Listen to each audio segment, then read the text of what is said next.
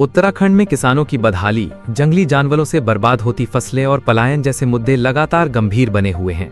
लेकिन सरकार अब खेत बचाओ अभियान के नाम पर सिर्फ मंच सजाने और सम्मान समारोह करने में जुटी दिखाई दे रही है।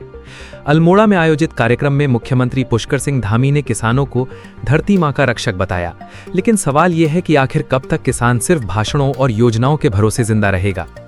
अल्मोड़ा के हवालबाग विकासखंड में आयोजित बहुउद्देशीय शिविर और खेत बचाओ अभियान कार्यक्रम में मुख्यमंत्री पुष्कर सिंह धामी पहुंचे, जहां उन्होंने प्रगतिशील किसानों को सम्मानित किया। सरकार दावा कर रही है कि 1 जून 2026 से पूरे प्रदेश में ये अभियान चलाया जा रहा है, लेकिन जमीनी हकीकत अब भी किसानों के लिए चुनौती बनी हुई है।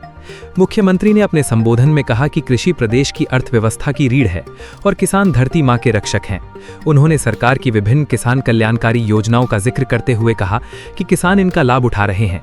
हालांकि पहाड़ी क्षेत्रों में खेती छोड़ते किसान, बंदरों और जंगली सुअरों से तबाह फसलें, सिंचाई और बाजार की कमी जैसे सवाल अब भी जस के तस हैं। ऐसे में विपक्ष और स्थानीय लोग सरकार के इस अभियान को सिर्फ प्रचार अभियान बता रहे हैं। मुख्यमंत्री ने यह भी कहा कि कुछ प्रगतिशील किसानों ने खेती के जरिए अपनी आजीविका बदली है और वे मिसाल बन रहे हैं। साथ ही पर्वतीय क्षेत्रों की भौगोलिक परिस्थितियों को देखते हुए योजनाएं बनाने की बात कही गई। कमजोर हो जाएगी तो आप सभी को अपनी मेहनत का पूरा लाभ नहीं मिल पाएगा। हमारे संस्कार हमें सिखाते हैं कि ये मिट्टी, ये धरती केवल जमीन का टुकड़ा नहीं है, बल्कि यह धरती हमारी माँ है।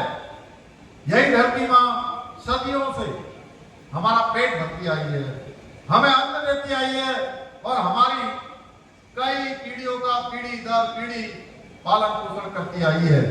लेकिन आज बड़े दुखी मन से ये कहना पड़ रहा है कि आज हमारी ये धरती माँ अंदर से रो रही है। जानते हैं क्यों? क्योंकि नकली खाद, रासायनिक उर्वरक, जहरीले घातक कीटनाशक दवाइयों की वजह से आज हमारी ये धरती माँ बीमार हो गई है। सोचिए, जो माँ हमें जीवन देती है,